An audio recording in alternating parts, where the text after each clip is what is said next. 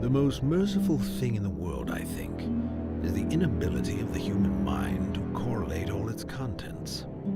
We live on a placid island of ignorance in the midst of black seas of infinity, and it was not meant that we should voyage far. The sciences, each straining in its own direction, have hitherto harmed us little, but someday the piecing together of dissociated knowledge will open up such terrifying vistas of reality and of our frightful position therein, that we shall either go mad from the revelation, or flee from the deadly light into the peace and safety of a new dark age. That is not dead which can eternal lie, and with strange eons even death may nigh.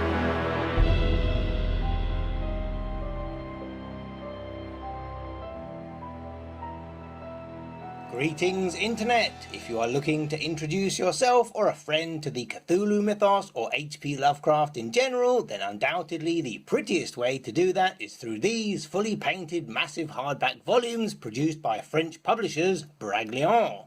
And for those Swiss, Canadian and maybe even French citizens, this is fine.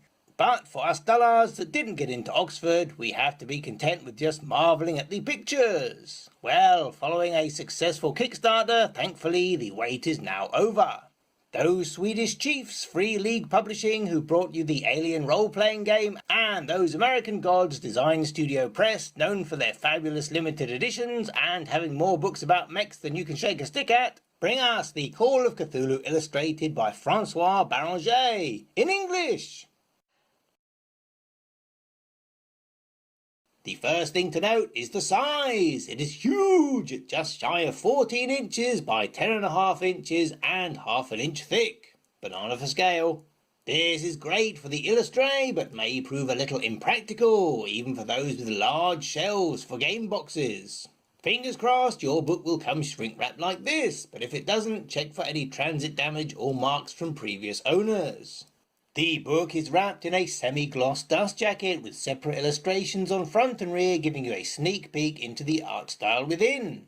The title text on the front and spine is a UV spot gloss, giving it a highly reflective quality. The rest of the description and barcode on the rear is a traditional flat white. This is really effective, and coupled with the size definitely makes it feel like a luxury product.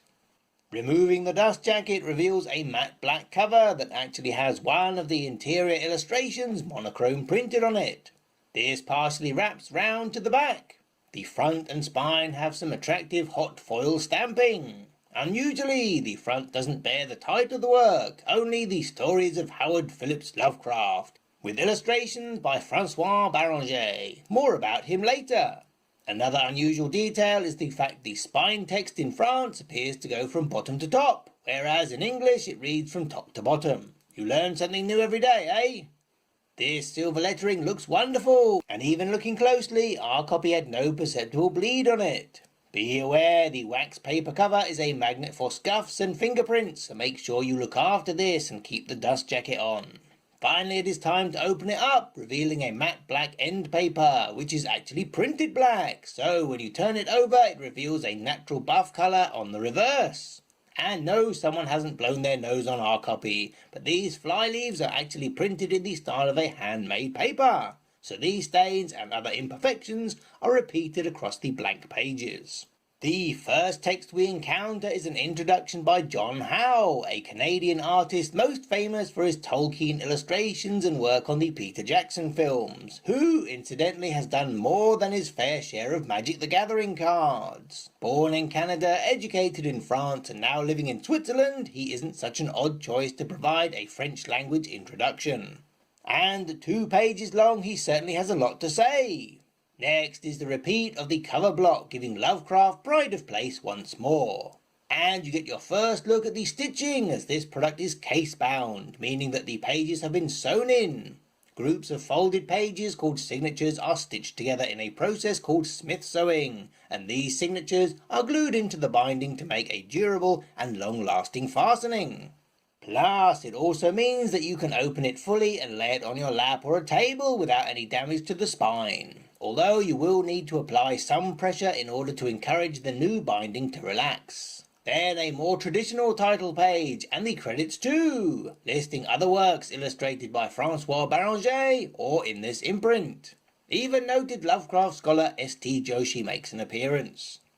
You can also see a little history of the story, which was first written in 1926, but like so much of Lovecraft's work, didn't find a publisher immediately. This would appear in the February 1928 issue of Weird Tales, and this volume was first published in 2017.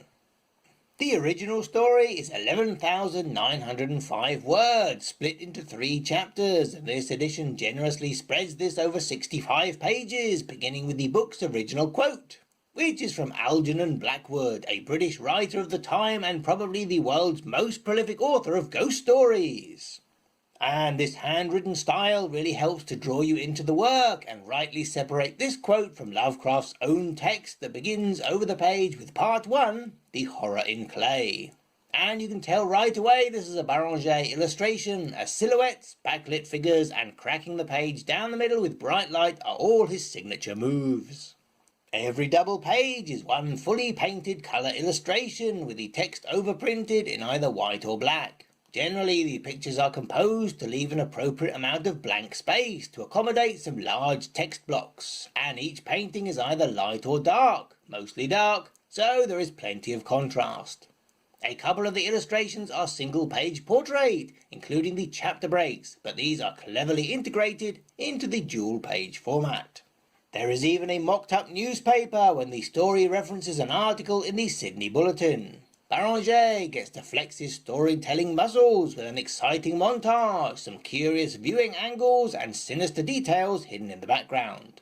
And as for his depiction of Cthulhu, that octopus, dragon, human caricature, we will leave that judgment up to you, dear reader. Sadly, there is no page ribbon. Clearly the French are such hardened bibliophiles that they can read more than 10,000 words in one sitting. A couple of things we did notice is that the amount of text per page decreases as you move through the book, giving the impression that the pace is escalating and thus raising the tension, which was quite clever. And another is the text size varies, even within the same paragraph. Sometimes this calls out important lines of text that the author himself separated, but usually this ties into the illustration chosen as the backdrop. You can decide if you find this helpful or distracting. Other than the end papers, everything is a gloss finish, which is definitely the best thing for an artwork like this one. But it will retain the oils from your fingertips, so make sure your hands are clean or handle it sparingly. Again, the size of the book plays a major role in the effectiveness of scale, delivering cyclopean vistas and the tiny figures to measure their vastness against. A style illustrator François Baranger has some experience with.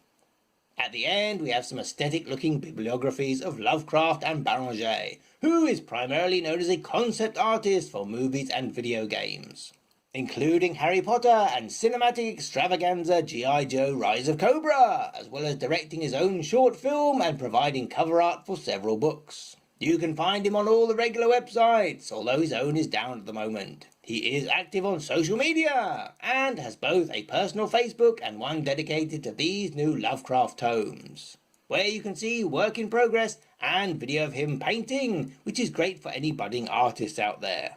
And for anyone interested in prints, he sells them on the popular website French Paper Art Club, although you'd best hurry. The last word is reserved for Baranger's thank yous. But before this is a note from the editors saying Lovecraft's views and some of his writings are a bit controversial. Somewhat of a standard disclaimer for this material. And then we say goodbye with a mighty crack of the spine. This should now be available from all good booksellers or your favourite online retailers. If you don't want to support a large corporation, consider ordering it direct from either Design Studio Press in the US or Free League in Europe. Our review copy came from the USA in a flat cardboard wrap that measures 2 feet across the diagonal. This is great for protecting the corners, but it definitely won't fit through your letterbox, so make sure your postman knows where to leave it. And because this is a book, there is no tax or customs charges to pay when it entered the UK.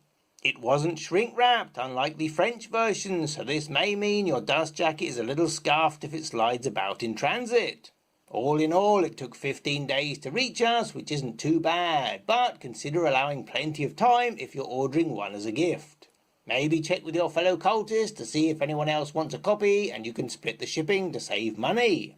This volume is now available in 10 different languages, including Polish and Russian, and fingers crossed later in 2020 we will receive alternate language versions of the next in the series, Book 1 of At the Mountains of Madness. That is not dead which can be turned alive, and with strange eons, even death may